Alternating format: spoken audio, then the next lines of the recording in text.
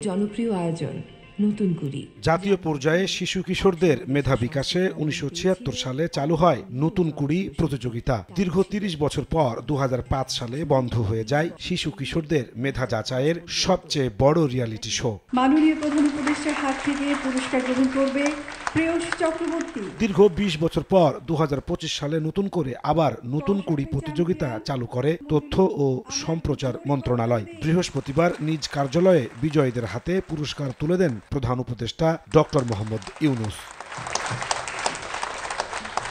প্রধান অতিথির বক্তব্যে ডক্টর ইউনূস বলেন, 20 বছর পর নতুন করে এই প্রতিযোগিতা চালু করা ঐতিহাসিক ব্যাপার। এর মাধ্যমে শিশু কিশোররা নতুন করে নিজেদের আবিষ্কারের সুযোগ পেয়েছে।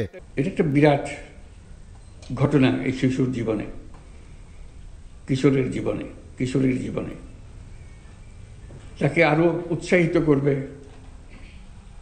পরের বারেও যেন ভালো করতে পারে, এর চাইতে উপরে যেতে পারে, সেই উৎসাহ ধরে রেখে তার নিজেকে নিজে আবিষ্কার করবে। এটা পুরো জিনিসটা হলো নিজেকে আবিষ্কার করা।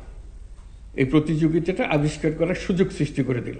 শুধুমাত্র সিটি ব্যাংকে অ্যাকাউন্ট থাকলেই করতে পারবেন গুগল পে। তাই অ্যাকাউন্ট খুলুন আজই।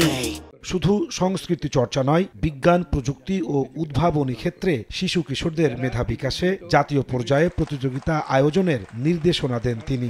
প্রযুক্তির প্রতিযোগিতা, এই বয়সে কে কি প্রযুক্তি প্রয়োগ করছে এবং সেটা সে নতুন একটা চমক দিচ্ছে, তার সেই প্রযুক্তিকে বুঝতে পারছে এবং সেটাকে প্রয়োগ করছে, তার জন্য প্রতিযোগিতা। কী কী জিনিস এই প্রযুক্তি, তখন স্কুলে বিভিন্ন জায়গায় শুরু হবে প্রযুক্তির প্রতিযোগিতা, কে কে আসবে, আমরা সব দিক থেকে আনতে চাই।